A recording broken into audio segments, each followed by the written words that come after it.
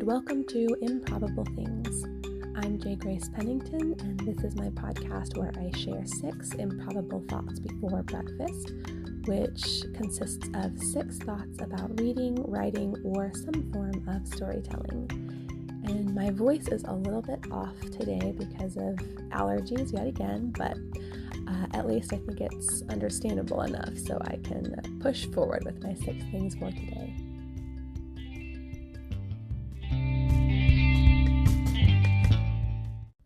Number 1, I was notified by Anchor, which is what I use to create this podcast, that this past week marked 1 year of the podcast, which I did not realize it had been that long. It really does not feel like it. But I'm thinking back, I remember doing it last fall in our old apartment, sitting on the floor in the kitchen, or I think I tried to do my first few episodes in the car, and that just turned out to be even louder than the house. So it took some figuring out and settling in, but I'm really grateful that I have been able to stick with it for a year, and for the people that I have heard say that they enjoy it, and that they listen to it. All of that means so much to me, and I have every intention of continuing to do this weekly because I think I really found the right rhythm for it, where it really is a very small commitment, just these few minutes once a week, but I get to share some things that are on my mind with fellow story lovers out there in a way that's sort of casual. One listener described it as us just having a chat over coffee, which I absolutely loved. That's exactly my goal, is to just have these conversations with other readers and writers. And yeah, so thank you all very much for listening and being with me over this past year. So number 2, I'm continuing to work on editing for Firmament Humanoid, and I think it's going really well.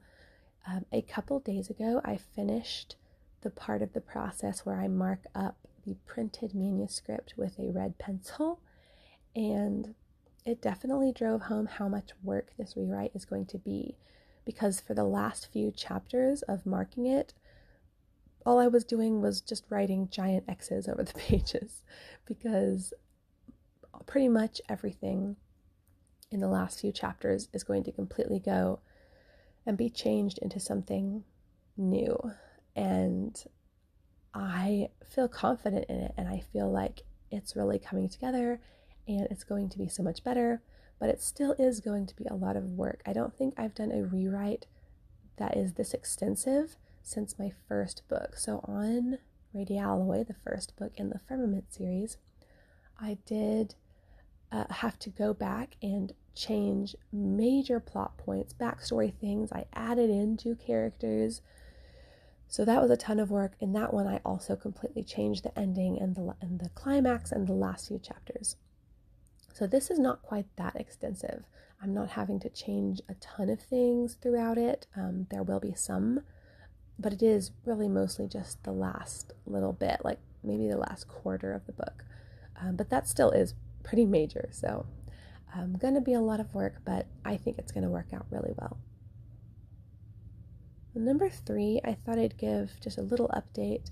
I know I mentioned a while back that I had put a short story collection on Vella, and I've been releasing 2 episodes a week on that platform. So the collection, I believe I mentioned it before, but it's called Periphery, and I'm on, I believe my 3rd short story now. I published 1 short story. The first one I did had 5 parts and was just sort of general fiction. The second one had 3 parts and was sort of a military sci-fi. And this last one that I just put out a couple days ago was just 1 part, so you don't have to wait. It's not exactly serial for this particular story. And I guess I would call it historical fiction. But anyway, and there will be another one releasing today, which, if I recall correctly, is sort of another general fiction type story. But it's been really cool to release these and get people reading them, because all of these are stories that I wrote a long time ago, some more than others. I think the story, the historical fiction one that just came out earlier this week, was probably close to a decade ago. And they're stories that I'm really happy with how they turned out, and I've really wanted to share, but have never really found the right platform to do so. So I'm really grateful that Kendavilla has given me this way to get them out there in a sort of professional manner, but where a lot of people can see them and hopefully enjoy them. So yeah, that's continuing. I don't know how many stories it will contain, but one of the fun things about Vela is I don't have to decide right now. I can keep releasing episodes until I feel like it's done. So number 4, the weather has been so beautiful here where we are. It's been 60s and 70s, sunshine, wind. We've had a few rainy days, but not too bad. And so we've finally been able to actually use our nice backyard in the house that we bought earlier this year. So we've been going outside to play almost every afternoon. And every time we go out, I think, oh, I'm going to get some reading done. So I take my book and I settle down at our little table on our back patio to read. And I usually get just a little bit done before I end up getting called away to come play ball with somebody. Because we have all these just little, balls that we get. I think every so often when we're at the grocery store, we just buy a new one because they tend to sort of deflate over time.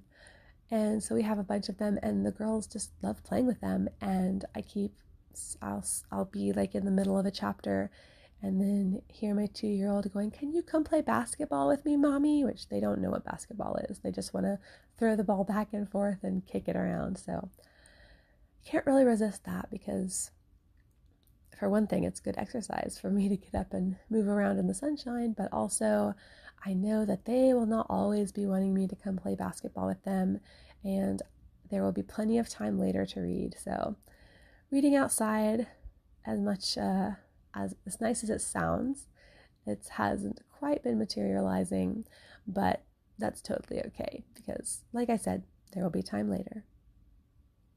So number 5, speaking of reading, I'm currently reading. I'm going through the book Extremely Loud and Incredibly Close, and I picked it up, I believe, at Half Price Books or something, or some book sale a long time ago, because I've seen the movie a few times, and I don't know if enjoyed is the right word because it's a really sad and difficult story, but I like the movie, and so I thought I'd read the book. And as is often the case with books that some of my favorite movies are based on, I have some mixed feelings, and a lot of the writing is really compelling, really strong. I have cried a few times in the book. I'm not even at the end yet, and as I've mentioned before, I don't cry in books a whole lot. So it's definitely well written in a lot of ways.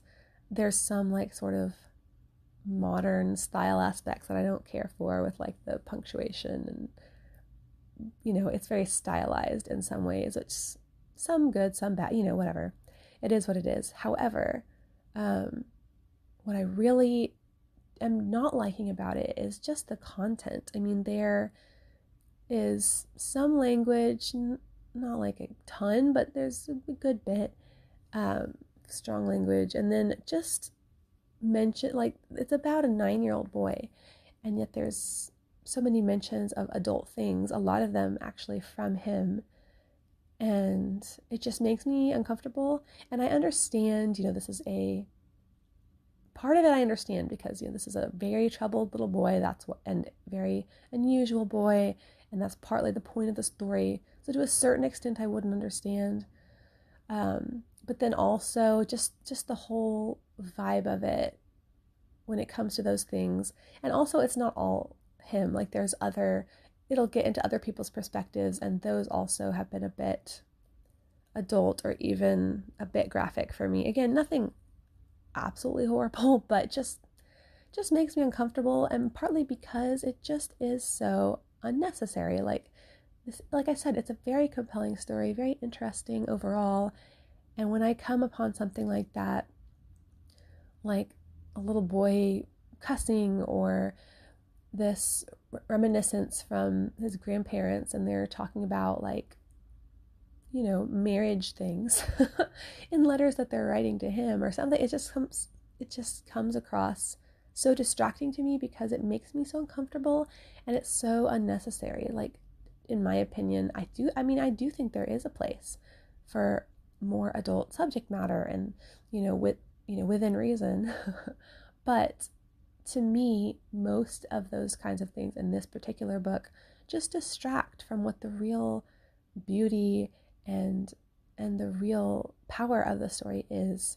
And I feel like, I don't know this author's motivation or anything, of course, but so many times I do get the impression with modern authors that that kind of stuff is put in there just because they think it's supposed to be, or they think it has to be, or that it's not realistic enough if you don't, stick those kinds of more edgy things in there or something.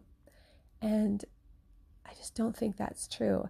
And I know everyone has different preferences and comfort levels, but still, when it doesn't add anything to the story, there might be things I'm uncomfortable with, but I still see how it actually does, like, give something to the story. It does do something for it. And in this case, I'm just not seeing it. So that, I'm not going to say it ruins the book for me, but it is going to bring my rating of it down quite a bit, and I probably won't keep the book when I'm done. So that's unfortunate, but I do really like a lot of things about it too. So definitely a lot of mixed feelings, but I'll finish it and just see what I end up thinking ultimately. Number 6, I went to my writers group last night for the first time in about a month. Between being busy and car trouble, I hadn't been able to get over there. And it was really wonderful. Had a great time. Heard a lot of great writing and had a lot of awesome conversations with these friends and fellow writers. But one thing that was really interesting, toward the end, after the meeting was officially over, a bunch of us were standing around talking, and the group's leader was talking to me about my aphantasia, which I know I've mentioned on here before, but it means that I'm unable to visualize anything in my mind. And so obviously has an impact on my writing and my reading, because I struggle to describe things or just describe people doing things, and the whole show versus tell thing, because I can't see it in my head. And so writing it in a way that will allow the reader to see it in their head is very difficult for me. So anyway, we were discussing that. He brought that up, and he said, because he read my book Never many, many years ago. And that was the second book I ever wrote, so definitely early on in my writing journey. And he said that he still remembers that when he was reading that, and he didn't even know about the aphantasia. I don't think he even had ever heard of that concept. But he noticed when reading the book that there were no real descriptions or physical sort of explanations of what is horrible about the mine where the character Travis is sentenced. And he's like, you know it's horrible, and you feel that it's absolutely horrible and torturous and all of that. But if he thought about it, he realized that it wasn't, you didn't really see why it was. And I just found that so fascinating. And it didn't seem, from his perspective, that negatively impact the book, or, I don't know, it didn't seem like that bothered him. So that was very interesting. I do know, obviously there are different writing styles, and some people are more minimalist in their writing, and some people do like go in for more description, and so I don't think it's bad to have obviously some differences, but I always have struggled with where does it go too far, where the reader actually gets confused, because there's not necessarily a problem if I'm describing a room and you don't know what the room looks like, because it may not really matter to the story. But especially if you have people moving different places, walking from here to there, or I don't know, doing something physically in the space where they are, I have had readers tell me with those kinds of things, they get confused about what's happening. And that obviously, not only does that obviously matter to the story, but if your reader is confused, then they're pulled out, which is not what you want at all. So it was just interesting to hear.